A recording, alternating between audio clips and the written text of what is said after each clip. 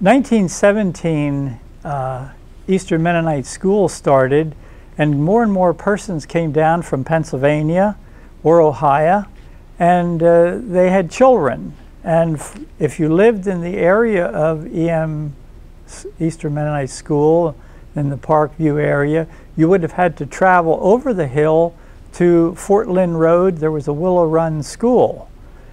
And the faculty came up here with an idea. They would take a building that was the chapel for Assembly Park, pull it to the the southwest corner of the school, put a partition in so there could be 2 classrooms. And the school started off 1918 for the first year with 30 students. The school grew the next year to 40 students, and they invited community children to come in and join the faculty children.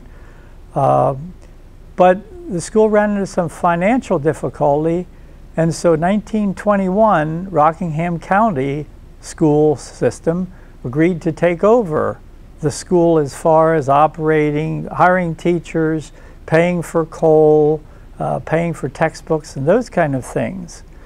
The school grew over the years, and by the time 1929 came along, they had too many people for 2 rooms, and so they had to have 3rd and 4th grade in a nearby old hotel on the 2nd floor.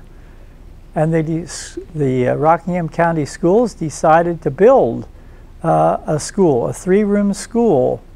But they asked the local parents to buy land for that school. And so the local parents bought 1.5 acres from the Steele family to build this school along Parkwood Drive.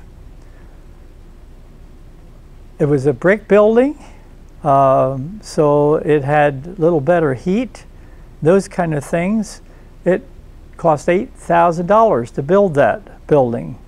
And this school operated until 1967.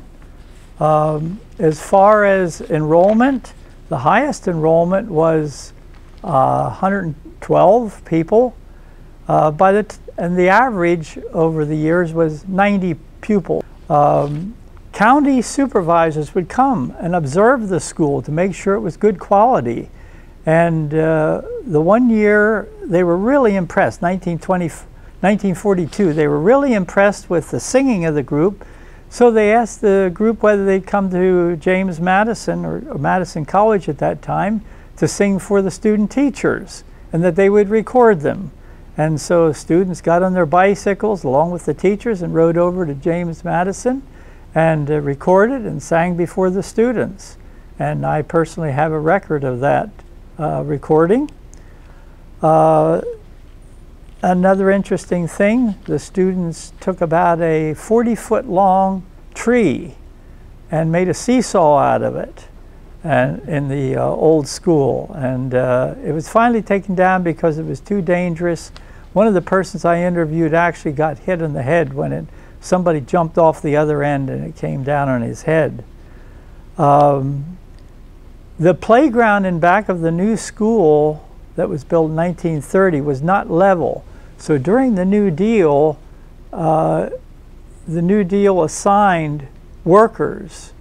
We Poke Around was actually a good slogan for WPA because it took a long time, and the school teacher figured it cost $12,000 of the federal government's money to level this school ground out. Being a small school, it was easy to arrange trips. Twice they went from Parkview area by train to Broadway and then back again just for a train ride.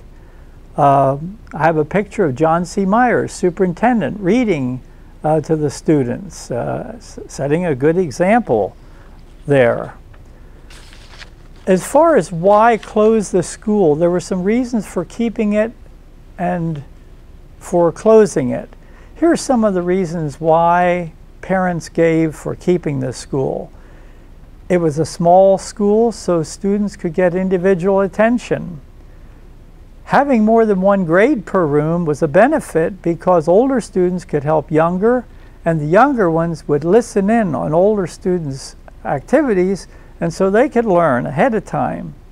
The school did have high academic standards. In fact, the principal, Harold Eshelman, from another school, was involved with testing, and the Parkview students scored higher than most other schools.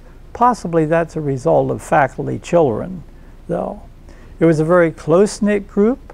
The relations between the school and the community was very high, very easy to plan trips, and students could be placed in classes according to their reading ability, and even sometimes skipped. Now, some reasons for closing the school: it had no library, no indoor restroom, no cafeteria, students brought their lunches, no gym. The school needed repairs, the furnace was old, it was expensive to run for the county compared to other schools.